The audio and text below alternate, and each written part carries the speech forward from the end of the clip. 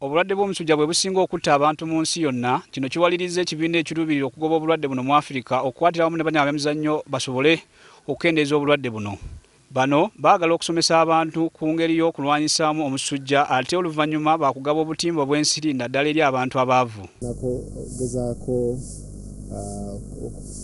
okuteeka messages ku radio ezogera ku musujja gw'ensiri n'abazannyi ba teams ezizze 12 ezigenda okuzannya zonna zigenda okufuna obubaka bukwatagana ku musujja gw'ensiri.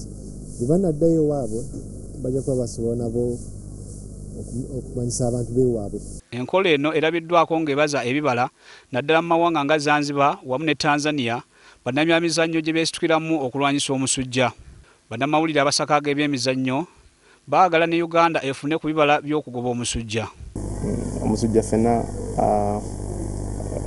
tugufuna, abazadde baffe bagufuna, Baganda baffe, mikwano gyaffe, era wadde tuli bannamawulire b'ebyemizannyo tusazeewo nti katukozese platform waffe abali mu mawulire, abali ku TV, abali ku radio, naffe tukwataganye tugezeko n'aba UAM, United Against Malaria, okulwanyisa buno obulwadde kubanga butanywa abaana abato.